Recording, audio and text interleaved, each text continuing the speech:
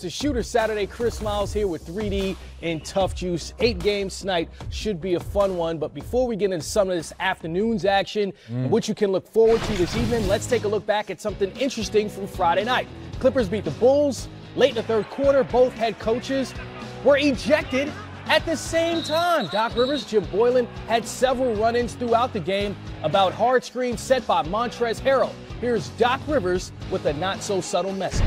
I have no idea why I was ejected. I really don't. Honestly, I was talking to the ref. I just said basically that was a clean pick, and all of a sudden I hear Boylen yelling at me, saying that we were dirty or whatever, because I guess in the first half we said another legal pick, and one of their guys got hurt. That's, I wanted to say maybe turn around and yell at your guys and tell them to call out picks, but don't yell at me. I didn't say it that nicely. And then the ref just came and threw us both out. So I don't ever talk to the other coach unless the coach talks to me. That I didn't think I should have been thrown out for that. I didn't instigate anything. Coach Doc reaching back into what player Doc might have sounded like in that situation. Is he correct? I think he is, because look at the situation. The Chicago Bulls are a team that's struggling right now. They're trying to, finish the season out strong. They don't want to say 1, 2, 3 Cancun just yet. Right. So they're trying to stay engaged. And you see that pick right there. Look, that was a hard, solid screen right there. Legal. It's legal, and the Clippers are in, the playoff hunt. They're in playoff mode. They're trying to play their best basketball. And I totally agree with Doc by saying, look, that was just a solid screen, and he's protecting his players. But also with Boylen, he's like, I'm trying to protect my players, but his players need to be communicating. If a guy is up setting that screen that high, you got to have communication from the defender that's guarding Harkless. No, I agree with you 1,000%, Ryan. Watching that play, even though Montrezl Harrell got called for that foul, when you go back and watch it again, if we show it, he's in position. He's giving the defensive player more than 3 steps. So to your point, the referee is looking. If there's less than 1 step, you call the foul. But when you watch that play again, there's more than 3 steps for the defender to get around that screen. So let's watch it. So there's poor. You see that? He's there. Montrezl Harrell is there. It's the teammates' poor communication why that foul happened. Now, obviously, Doc and Boylen going back and forth. I agree with Doc. Doc's never been one of those coaches to start conversation with the opposing coach. He's trying to talk to his teammates. Very unfortunate situation for both coaches, but Doc being around a little bit longer, I tend to lean on Doc's side. And that play of Montrezl Harrell, as far as being an energy guy, a screen setter, a rebounder, it's one of the reasons the Clippers have won 7 of their last 9 and are now 10 games over 500, really cruising into the playoffs. And if you look at their schedule coming up, they face a bunch of teams. 5 of their next 8 opponents are not in the playoff picture at all. Chris, if you'd have told me, Tough Juice, if you'd have told me after that trade, and we knew we had just had Mr. Ballmer in studio, the owner of the Clippers, talking about if you don't make this trade, your team makes the playoffs, you're going to lose a very important draft status. He said, we don't care. He said, I'm all about basketball, I'm all about winning. So after that trade, to see how Lou Williams has played, how they played as a team defensively, they've been playing lights out basketball, and it's all because of Doc Rivers. Once again, like he showed us last year. But why is his name still down at the maybe 3rd or 4th or 5th for Coach of the Year again? Because you look at the success of, what the Milwaukee Bucks is doing, yep. With Greek Freak, and he's possibly going to be the MVP.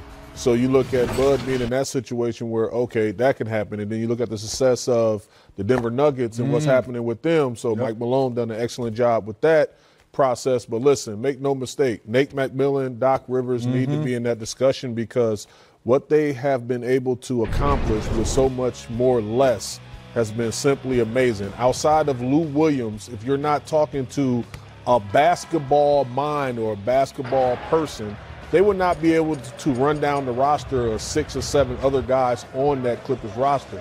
So they've been amazing in what they've been able to accomplish, the culture that they've been able to create. And check this out. They got spots for 2 max guys available. Yes. This is crazy. Yes. So that's looking ahead, but let's look forward to the playoffs this year. They've had a great regular season. Again, 10 games over 500. Look like they're going to stay there. Can they make noise in the postseason? looking at 1-8, probably not. But if they get, let's say, a 2-7 matchup against the Nuggets or a 3-6 matchup between any of those teams that can fluctuate? Everything you just said, the only thing that makes sense, Chris, is the Nuggets because of their lack of experience, lack of going deep. We know the Warriors, they're trying to make 5 in a row. So that's a different conversation. If the Rockets are healthy, they showed us last year, Game 7 was at home before Chris Paul got hurt. So those conversations you say, the Clippers, you kind of want to stay away from those two. You really want to try to get to 7 and test the Denver Nuggets because outside of Millsap, there's no one gone deep in Western Conference or Eastern Conference, depending on what team they came from before they got to Denver. So that's why you say to yourself, to your question, try to get to the 7th seed. That might be your best shot at it, but I think that when you look at the Nuggets, when you talk about Millsap and the only guy having that wealth of knowledge and that playoff experience, it might play in their favor that they don't have that knowledge and playoff experience. So you look at Boston last year, no Kyrie Irving, no Gordon Hayward. Like it. They was a couple minutes away from going to the NBA Finals. They're young enough not to know any better. Right. You know what I mean? So that's scary in its own right. Yeah. Let's play the free agent game that you were just about to play there and look at the Los Angeles Clippers, 2 max guys they can bring in. Who fits best there? Is it Kawhi Leonard? Absolutely. I love Kawhi Leonard there. You know, I love Kawhi Leonard there. I love a reunite of Tobias Harris possibly. I love the possibility of Jimmy Butler being out there that can possibly come there. I love, even bringing someone like a Kemba Walker over there. It's so many names that you can throw out there that fits the city and the culture because the Clippers is a grind, a laboring type of team where, Showtime is more L.A. with the Lakers and stuff like that with the big boom and, all that. But when you look at the Clippers, that's a grind team. Well, even looking at the 2 max slots, it's easy to just say, 2 max guys. But what about 1 max guy and then spreading that wealth amongst other players? You think that might be a good approach for the Clippers in the offseason? I think that's going to probably be the biggest thing that happens because when you look at all the names, Tough Juice, you say, this guy probably stays, this guy probably goes. Now, what if Toronto goes deep all the way into the playoffs? Maybe they go to the finals and lose, or maybe they win it all. Now, I would think Kawhi would want to stay in Toronto. You would think that, right? It's like we always throw all these scenarios out there, but we also have to wait and see how this thing unfolds in the playoff. How deep do some of these guys go? But you make a good point. What if the Sixers go deep into the Eastern Conference? You bring a good point. Hey, this is Jerry. Hey, Tobias. Hey, the reason I traded was all business. I love him to come back. Come back. Hey, this is Jerry West calling me. You mean I'm not going to say, hey, Jerry said he was sorry. Yeah. I'm going back to L.A. I love you, bro. I love you. We saw your value. Come on. So we know how much we miss you. So that's why you have to wait and see how some of this stuff plays out in the playoffs and how deep some of these guys go because it weighs on your emotions. I think the narrative has changed in Los Angeles going across the street to the Lakers situation because before you looked at LeBron James and the Lakers. LeBron take you to the finals, you're on LeBron coattail, you're part of that experiment. No longer is that the case, and now LeBron actually needs help. So the recruiting process will be different. So some guys did not want to be in that situation where they like, look, I just rolled LeBron all the way to the destination.